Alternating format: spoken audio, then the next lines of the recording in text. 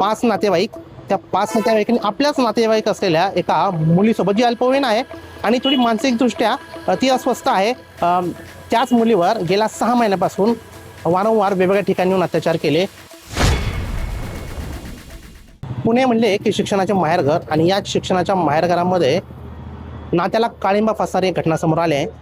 पुण्याच्या भारतीय विद्यापीठ पोलीस स्टेशनमध्ये या संदर्भात 5 लोकांविरुद्ध FIR दाखल झाली आहे आणि त्यापैकी 4 आरोपींना अटक करण्यात आली आहे. नेमकी काय घटना ती समजून घेऊया. 5 नातेवाईक, त्या 5 नातेवाईकांनी आपल्याच नातेवाईक असलेल्या एका मुलीसोबत, जी अल्पवयीन आहे आणि थोडी मानसिकदृष्ट्या ती अस्वस्थ आहे, त्याच मुलीवर गेल्या 6 महिन्यापासून वारंवार वेगवेगळ्या ठिकाणी अत्याचार केले. ज्या सोसायटीत त्या राहतात त्या सोसायटीमधल्याच वॉशरूममध्ये, टॉयलेटमध्ये आणि बंद असलेल्या शॉप्समध्ये तिच्यावर वारंवार अत्याचार करण्यात आले. तिला व्हिडिओ कॉल करण्यात आला आणि व्हिडिओ कॉल करत कपडे काढ म्हणून सांगण्यात आले. आणि ज्यावेळेस आपली मुलगी वारंवार व्हिडिओ कॉलवर कोणावर बोलते हे पाहण्यासाठी आईवडिलांनी त्या मुलीला अनेक वेळा विचारलं की बाळा तू कोणासोबत बोलते. अनेक वेळा विचारल्यानंतर ती मुलगी जी आहे तिने सविस्तर ही सर्व माहिती सांगितली. तिने सांगितलं की आपले जे 5 नातेवाईक आहेत ते मला वारंवार माझ्याबरोबर दुष्कर्म करत आहेत, व्हिडिओ कॉल करून मला कपडे काढायला सांगत आहेत.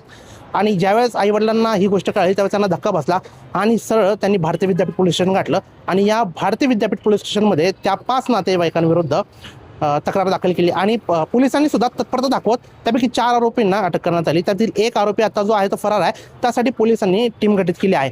ही जी मुलगी आहे ही एक स्पेशल चाइल्ड आहे आणि ही स्पेशल चाइल्ड असल्यामुळे ही कोणाला काय सांगणार, ह्याचाच फायदा घेत या ज्या नातेवाईकांनी तिचा फायदा घेतला आणि तिच्यावर वारंवार अत्याचार केले. तिला व्हिडिओ कॉल करून कपडेसुद्धा काढण्यास सांगतात. घरात येण्या जाण्यास कोणत्या प्रकारची बंदी नव्हती कारण की ते नातेवाईक होते. त्यामुळे याचाच फायदा घेत त्यांनी त्या मुलीवर वारंवार अत्याचार केले. पुण्याहून दिनेश वडणे, टाइम्स नाऊसाठी धन्यवाद.